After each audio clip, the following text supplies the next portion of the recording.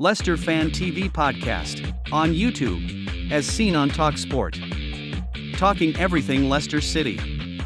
Run by the fans. For the fans.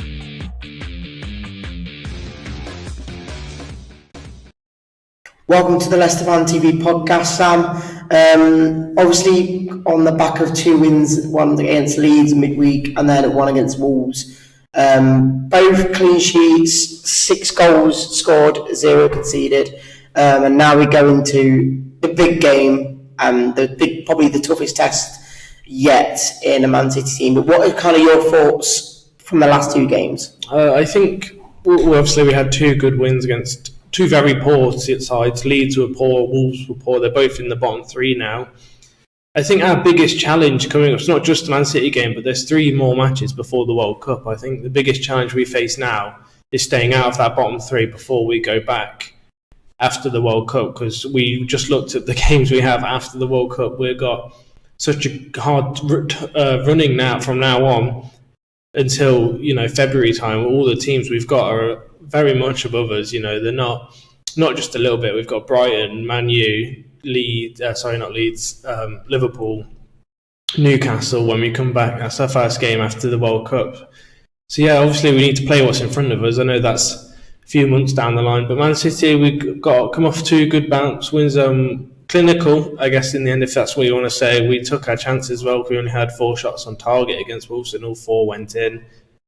I think it needs to be a little bit of perspective on it. It was just Leeds and Wolves that would be, and obviously it's good to get more points on the board against them, but realistically, if we didn't get any points against them, you would question where we would be at, not at the point of the season, where how we would progress as a club. So beating Wolves and Leeds was a given, really, to push us out. And Man City, it's kind of a free shot. If you get anything, we get anything. It's a bonus at the end of the day. Yeah, I think we were saying that it's going to be like a one side to the other side. Because for me, as much as, yes, we should be beating the likes of Leeds, Wolves, and obviously Forest, I'm probably Bournemouth, even though we lost that. For me, like you say, we've got to play what's in front of us, and as much as we should be beating them with the position they're in on the table, but I just feel like we've got to start moving forward now, and the results we had at the start of the season, it's obviously progressing. We're second now in clean sheets in the league. You wouldn't have expected that within the first 7 games, conceding about 5 in each game. And for me, I don't get how.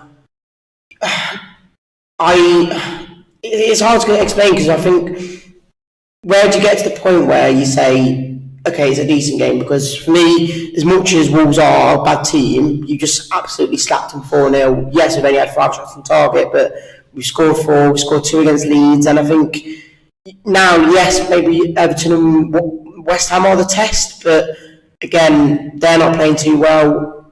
The only real test for me now at the moment is obviously Man City, and that's just the biggest test of them all. Yeah, I hear where you're coming from, but I think our biggest problem this season has been the defence and Danny Ward in goal. Yes, he's had 4 clean sheets in a row. Fair play to him. He did look confident. He looked pretty decent against Wolves. But again, I'm not here sitting giving Wolves praise, because they've scored 5 goals all season. We've scored 21, 22 goals already. I think if you look at how many goals we scored to where we are in the league, it's the likes like Man United. We scored more than Man United, who are sitting high in 5th at the moment. So we need to just add a little bit of perspective to it. I think we're decent at scoring goals, and we're clearly getting better, more confident. But I know we kept a clean sheet against Wolves, but there was still, I think, a lack of communication between the back 4. I'm still yet to be convinced that Marty should be in that back 4.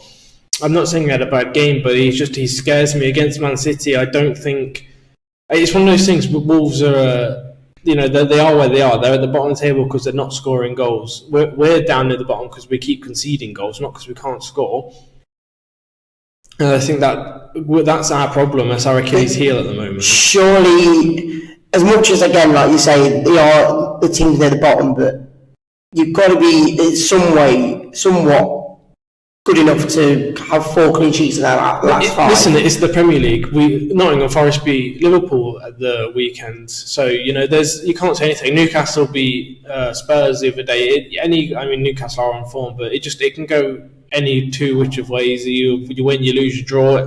But so I'm not going to sit here and say we're going to now go and lose our next 3 games, because I think we can very easily pick up some points against these next few games, because we know we can switch on, but we just need to keep that consistency. It's all well and good beating these bottom teams, because that's where you do need to pick up your 3 points. And if we lose to Man City, I expect us to lose to Man City. I don't expect us to even come out of a draw, but then I expect us to go to West Ham, who are lower than us at the moment, and get 3 points. And Everton, who are doing decent, but I know we can get at least a draw from them. So like I said, we need to pick up 4 out of 9 points for me before the World Cup is a good position to be in, because most likely that will keep us out of relegation going into the World Cup, keep the players' spirits high. And there's a lot of factors to come into it, but like I said, we have to take every game as they come. I don't expect to beat Man City, but the first thing we need to do is not go and lose 4 or 5 or 6-0 in the end of the day. We can't go there and keep conceding loads of goals, because it's going to one-shock our defence and keeper again. They'll think we'll go back to square one, and it's not the Leicester we know. We know we can defend better, and we know we can attack better. I think Rodgers, a little bit hats off to me against Wolves. He made the right decisions for me. He brought on better substitutions. Personally, Maddison scored as soon as we brought a right winger on. As soon as Maddison was playing in his central attacking midfield role solely, he went and scored literally minutes after Albrighton came on. So I think we just need to capitalise a bit more on our strengths and weaknesses. I think we need to realise, right, we play better with a strong attacking team. I think everyone in the attacking field played well. I'm still convinced yet that we've got a decent striker on our hands, because I know Vardy scored, but it was a tap-in. Daka, I didn't see him do too much. He was running around, but I don't remember him having a shot at all, really. I know we only had 5 shots in the end. So, again, like I said, against Man City, they're a world-class team. I don't expect anything, but it's the next 2 games where we have to get more points from. Yeah, and I can't complain with the performance at the moment. Obviously, as much as again we'll say that they weren't the best teams to play, but I think the performances are getting there. I think a lot of performances in the first few games, I think, were there, but we just kept making mistakes. And I think the biggest topic point for me is the Belgium links. Like Faye's coming in, I saw some stats saying since he's been in the starting 11, we've won 3 out of 5 games, but without him we lost all 5 pretty much. Yuri Tillemans, again, I think he's starting to maybe show a bit more class in him. Pratt coming in off the bench last few games, or even starting against Leeds, he's done well. But I think it's just about getting that chemistry back in the team, and I think we are starting to see the performances, and again the clean sheets are showing on the table, aren't they? Yeah, I agree. It's really hard to judge at the moment, because obviously we're happy that we've just won 3 games, drawn 1 and lost 1 in the last 5. It's great for us. That's that is better stats for us. That's what we need. It's what we needed. It was a no given. It was either that or Rodgers goes. Really, it was a lifeline for him the last 5 games. And like you say, Bournemouth, we realistically, at the very least, we should have got a draw there. We shouldn't have conceded 2 goals in the way we did, especially after winning. I fear that we're going to keep going in this circle a little bit of, Rodgers has a few decent games and we play bad again, and then it's tough to say how we're going to do. I know you said like the players had a good link, and yeah, they played well together, but again, the teams we played, they're struggling. It's not. We know that we're a good team. We know that we finished 5th twice and 8th last season. We know we can be better than we have been this season, especially compared to the teams around us. Nothing's changed in our team apart from Fofana, who's gone, and Casper, who I'd say they're probably 2 massive misses for us, and we are feeling the impact of that a little bit this season, or a lot of it.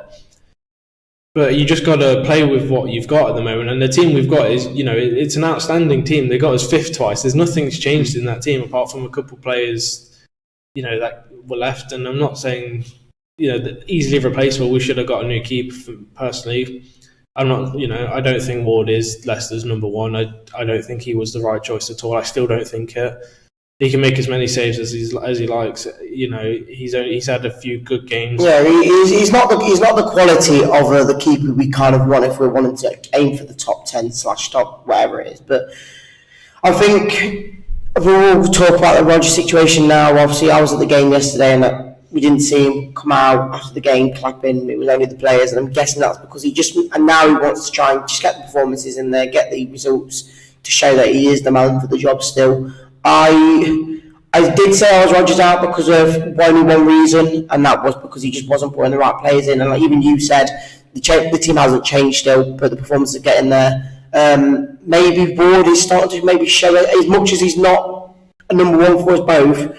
He is maybe showing a bit more confidence in him. I don't know, because he's not conceded a lot of goals in the last 5 now. And I know, again, you'll say that a lot of teams haven't scored many goals, like say Wolves have only scored 5. But there's still something there where if your defence plays well, even Amati, he's done well in the last 2 games.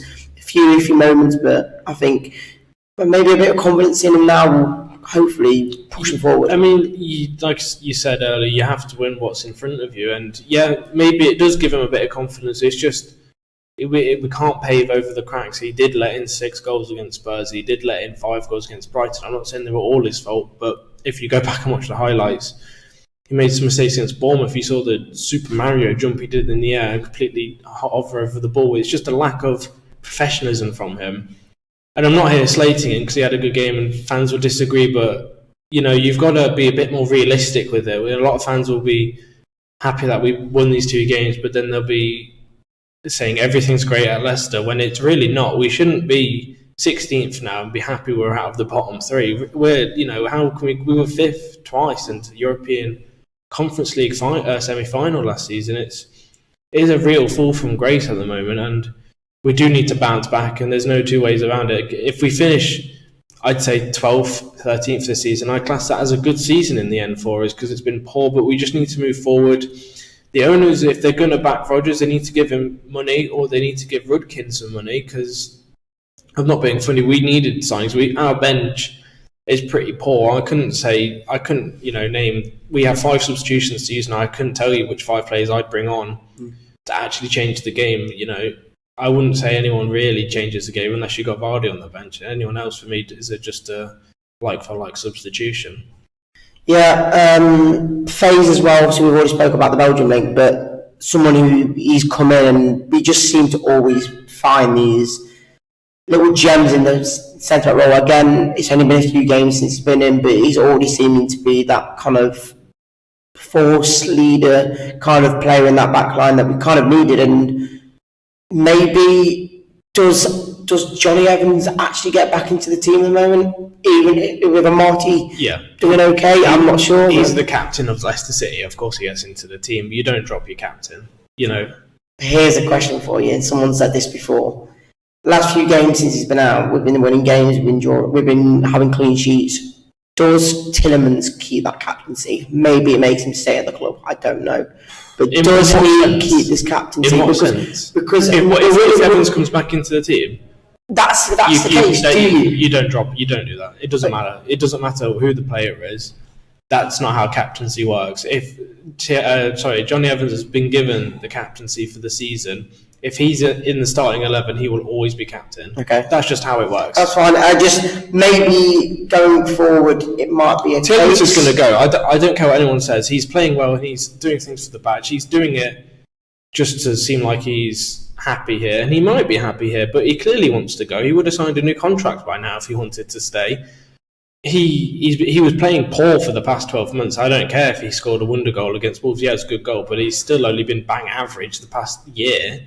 So in my eyes, I don't care if he goes. He's, thanks for being at Leicester. You did some great memories with us. Obviously got us the FA Cup goal, but I think there's better prospects out there that we have. And I don't know, personally, it's just my opinion. I don't know if anyone else agrees or disagrees. I think there's better players than Tielemans out there. I think he's lazy.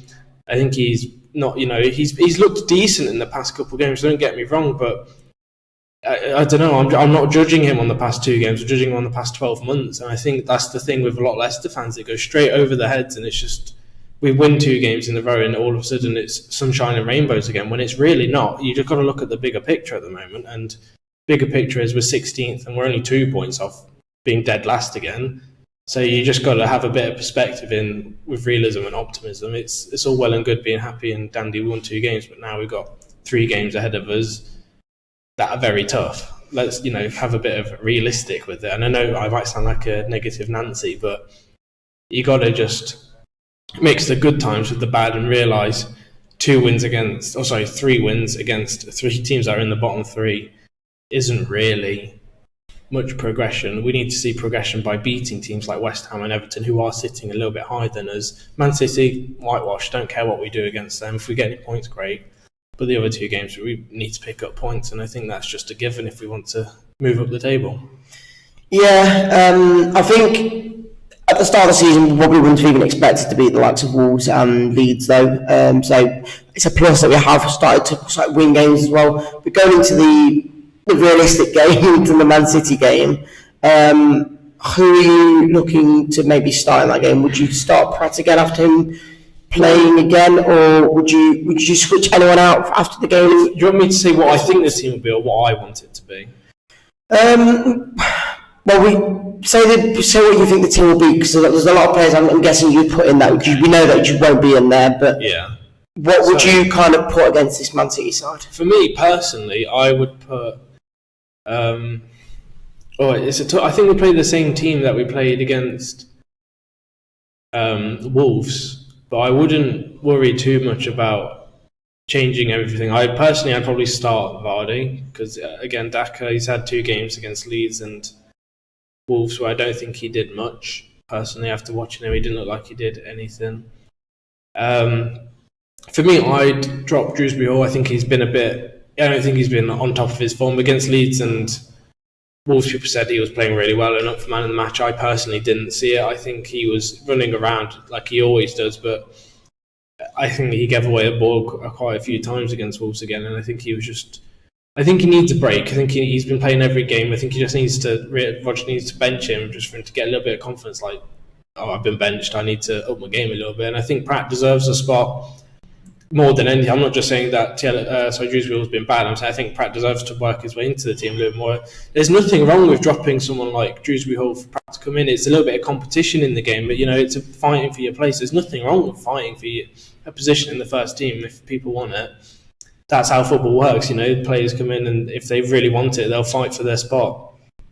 So I think for me, the only thing I'd change is Dewsbury Hall out, bring Pratt in, Vardy on, and play Pratt more on the right side, not right winger, but on the right side, to let Maddison be free in the middle, because that's where he belongs, in that middle of the park. And whenever he's there, he scores like he did against Wolves. Yeah, I said that before the Wolves game. I said that I think out of everyone, I think Pratt should be in that team for Dewsbury Hall.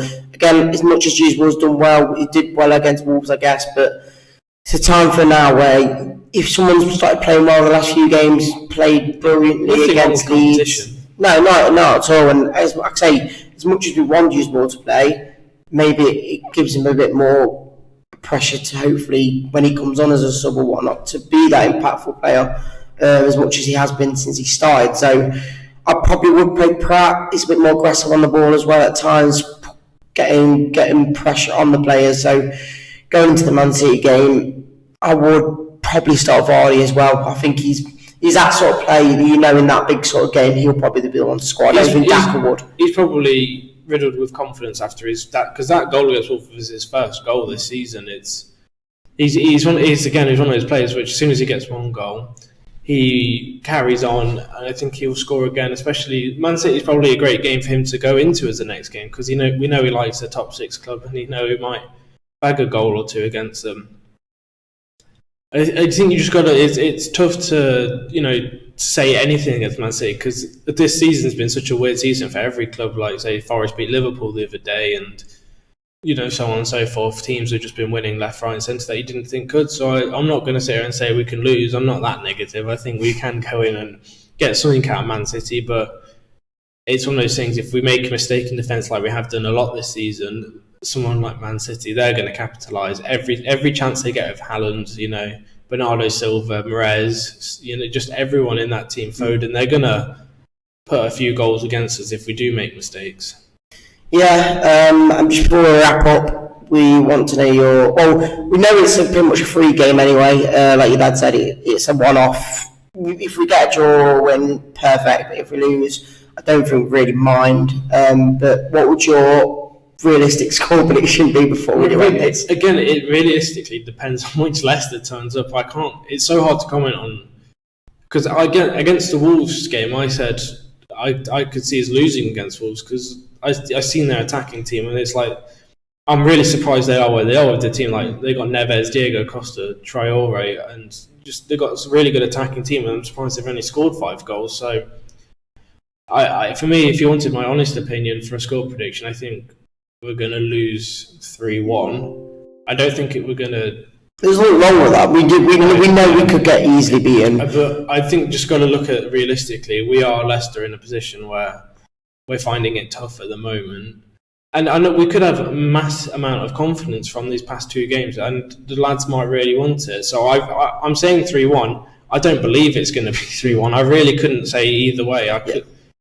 I'm just looking at it from a realistic point of we're 16th, Man City is 2nd, and they've got so many world-class players that realistically we should be losing this game. But if we get anything, less than, if we get a draw or above, it's, classed as a successful game for us, I think. Yeah, I'm not going to give my score prediction yet because I'm going to do that in the preview, but make sure you get your comments in for the score prediction on the Man City game as well. It's been the Leicester Fan TV podcast with Sam, and we'll catch you all on the next one. Cheers. Leicester Fan TV podcast on YouTube, as seen on TalkSport. Talking everything Leicester City. Run by the fans. For the fans.